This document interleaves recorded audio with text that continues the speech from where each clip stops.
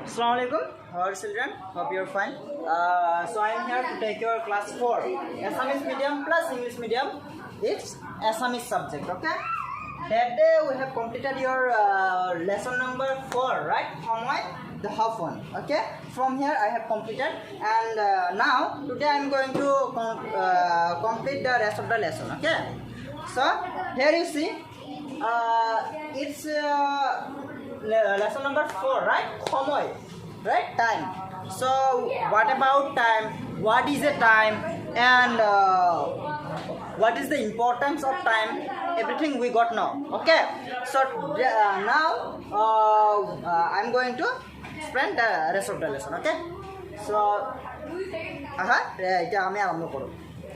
সময়মতে কাম কৰিলে সময়, পৰিশ্ৰম, ধন আদিও ৰক্ষা হয়, হয়নে? যদি আমি সময়ৰ কাম সময়ত কৰোঁ তেতিয়া কি হ'ব, আমাৰ সময়ও সঠিক থাকিব, পৰিশ্ৰমো কম হ'ব আৰু ধনো আমাৰ ধন আদিও আমাৰ কি হ'ব, বৃদ্ধি পাব, ঠিক আছে, ৰক্ষা পাব। সময়ৰ সদ্ব্যৱহাৰ কৰি মানুহে ঘৰখনৰ, নিজৰ সমাজৰ তথা মানৱ জাতিৰ কল্যাণ সাধন কৰিব পাৰে। এতিয়া সময়টো মানুহে সঠিকভাৱে অৱলম্বন কৰিলে মানুহে নিজৰ তথা সমাজৰ তথা দেশৰো উন্নতি সাধন কৰিব পাৰে, ঠিক আছে। পৃথিৱীত এনে বহু লোক আছে যিসকলে সময়ৰ কাম সময়ত কৰি দেশৰ তথা ৰাজ্যৰ উন্নতি সাধন কৰি থৈ গৈছে। উদাহৰণস্বৰূপে আমি লাচিত বৰফুকনৰ কথা উল্লেখ কৰিব পাৰোঁ। চোৱা, আমাৰ এই দেশত এনেকুৱা বহুত মানুহ আছে যে সময়ৰ কাম সময়ত কৰি আমাৰ দেশখনক উন্নতি কৰি থৈ গৈছে, আমাৰ ৰাজ্যখনক উন্নতি কৰি থৈ গৈছে। উদাহৰণস্বৰূপে আমি লাচিত বৰফুকনৰ কথা ক'ব পাৰোঁ। চোৱা, লাচিত বৰফুকন এনেকুৱা এজন বীৰ আছিল যিয়ে আজিৰ কাম কালি পেলাই থোৱাৰ কাৰণে নিজৰ মোমায়েকক কাটি দুচিৰ কৰিছিল, ঠিক আছে। লাচিত বৰফুকনে কৈছিল যে দেশতকৈ মোমাই ডাঙৰ নহয়। সেইকাৰণে লাচিত বৰফুকনৰ যিটো মোমায়েক আছিল, সেই মোমায়েকে কৈছে ঠিক আছে, কালি আমাৰ যুদ্ধ আছে, আজি আমি কিয় কৰোঁ, আমি কালি কৰিম, কালি যুদ্ধটো কৰিম, কালি আমি মথাউৰিটো বান্ধিম, ৰাইট? সেনেকৈ কোৱাত লাচিত বৰফুকনে কৈছে নহয়, তুমি আজিৰ কাম আজি কৰা, আজিৰ কাম কালিলৈকে পেলাই নথবা। সেই কথা কয় যিহেতু মোমায়েকে বাকী সৈন্যবিলাকক কি কৰি আছিল, মানে কামত পলম কৰাই আছিল। সেইকাৰণে লাচিত বৰফুকনে কি কৰিছিল, নিজৰ তৰোৱালখন ওলোৱাই কৰিছিল যে দেশতকৈ মোমাই ডাঙৰ নহয় বুলি একে কোবে গল কাটি পেলাইছিল, ঠিক আছে। এনেকৈ লাচিত বৰফুকন এজন সময়ৰ এজন প্ৰতিবন্ধকতা এজন লোক আছিল। তাৰপিছত চোৱা, মোগলসকলে অসম আক্ৰমণ কৰিবলৈ অসমীয়া সৈন্যক পৰাজিত কৰিব পৰা নাছিল।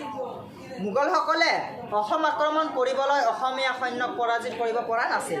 মোগল সেনাপতি অসমীয়া সেনাক বলে নোৱাৰি ব্ৰহ্মপুত্ৰৰ পাৰত গড় নথকা ফালেদি গুৱাহাটীত প্ৰৱেশ কৰি যুদ্ধত জয়লাভ কৰা বুদ্ধি পাইছিল, ঠিক আছে। বীৰ লাচিতে এই কথা বাতৰি পাই ৰাতিৰ ভিতৰতে গড় বান্ধিবলৈ সৈন্যসকলক আদেশ দিছিল, ঠিক আছে। কামটোৰ চোৱা চিতাৰ দায়িত্ব দিছিল নিজ মোমায়েকক, ঠিক আছে। মানে যিহেতু মোগল সৈন্যবাহিনী আহিছে অসমক জয় কৰিবলৈ, ৰাইট?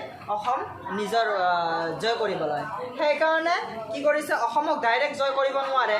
সেইকাৰণে ব্ৰহ্মপুত্ৰৰ পাৰেৰে মানে গুৱাহাটীত প্ৰৱেশ কৰিব, তাৰপিছত অসমক আক্ৰমণ কৰিব, সেই বুদ্ধি পাহিছিল। সেইকাৰণে লাচিত বৰফুকনে কি কৰিছিল, একেদিনে একে ৰাতিতে মথাউৰি বান্ধিবলৈ কাম আৰম্ভ কৰিছিল আৰু এই দায়িত্ব দিছিল নিজ মোমায়েকক। কিন্তু গড়ৰ কাম সম্পূৰ্ণ নকৰাকৈ বনুৱাসকলে শুই থকা দেখি লাচিত বৰফুকনে খঙত শৰ্মা হয় দেশতকৈ মোমাই ডাঙৰ নহয় বুলি মোমায়েকৰ মূৰটো কাটি পেলাইছে, ঠিক আছে। মানে গোটেই কামৰ দায়িত্বটো মোমায়েকৰ আছিল। চ' মোমায়েকে কামত নালাগি গোটেই সৈন্যবাহিনীক লৈ কি কৰি আছিল, শুই আছিল। সেই কাৰ্যটো দেখি লাচিত বৰফুকনৰ খুব খং উঠিছিল। খং উঠি একে কোবে দেশতকৈ মোমাই ডাঙৰ নহয় বুলি কয় লাচিত বৰফুকনৰ মোমায়েকক কাটি দুচিৰ কৰিছিল। অসমীয়া সৈন্যই সেই মোমাই কটা গড়টোৰ সহায়তে শৰাইঘাটৰ ৰণত জয়লাভ কৰি অসমৰ স্বাধীনতা অক্ষুণ্ণ ৰাখিবলৈ সক্ষম হৈছিল। শৰাইঘাটত যদি তোমালোকে যোৱা তাতে দেখা পাবা মোমাই কটা গড় এটা আছে, ঠিক আছে। শৰাইঘাটতে কাটিছিল মোমায়েকক। আনহাতে নেপোলিয়ন বনাপাৰ্ট নামৰ সেনাধ্যক্ষজনে বাৰ্টালু যুদ্ধক্ষেত্ৰত 5 মিনিট পলমকৈ উপস্থিত হোৱাৰ বাবে সেই যুদ্ধত পৰাজয় বৰণ কৰিব লগা হৈছিল। চোৱা, নেপোলিয়ন বনাপাৰ্ট নামৰ সেনাধ্যক্ষজনে বাৰ্লাটু যুদ্ধক্ষেত্ৰত 5 মিনিট পলম হোৱাৰ কাৰণে যুদ্ধত পৰাজয় বৰণ কৰিছিল। সময় অমূল্য ধন, নহয় জানো? টকা পইচা হেৰুৱালে বা অবাবত খৰচ হ'লেও পুনৰ কষ্ট কৰি উপাৰ্জন কৰিব পাৰি। বেমাৰ আজাৰত স্বাস্থ্যৰ অৱনতি হ'লেও উপযুক্ত স্বাস্থ্য যত্ন হ'লে পুনৰ স্বাস্থ্য ঘূৰাই পোৱা যায়, হয়নে? যদি টকা পইচাৰ ক্ষতি হয়, তোমালোকে কষ্ট কৰা, টকা উপাৰ্জন কৰা, আকৌ তোমাৰ টকা পইচা হ'ব। তোমাৰ শাৰীৰিক তোমাৰ বেমাৰ আছে, সেই শাৰীৰিকভাৱে ভালদৰে যত্ন ল'লে, স্বাস্থ্যৰ যত্ন ল'লে তোমাৰ স্বাস্থ্য পুনৰ ঘূৰি আহিব। সময় পাখি লগা কাৰৰ দৰে, ৰাইট? সময় কি? পাখি লগা কাৰৰ দৰে, সময় উৰি ফুৰে, ঠিক আছে? এবাৰ হাতৰ পৰা ওলাই গ'লে ঘূৰাই নাপায়। পৃথিৱী বিখ্যাত বৰেণ্য লোকসকলে সময়ৰ সদ্ব্যৱহাৰ কৰি আমাৰ বহুতো উপকাৰ সাধন কৰিছে। জ্ঞানী লোকে সময়ৰ উপযুক্ত ব্যৱহাৰক জীৱনৰ উন্নতি লাভৰ মুখ্যত আখ্যা দিছে, ৰাইট? সময় শেষ। এইখিনিয়ে আমাৰ সময়ৰ বিষয়ে।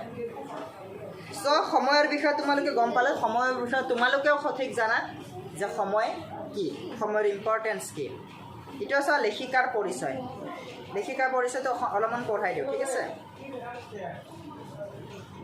অনিমা শৰ্মা এগৰাকী অভিজ্ঞ শিক্ষয়িত্ৰী। তেওঁ সমাজ সচেতন নাৰী।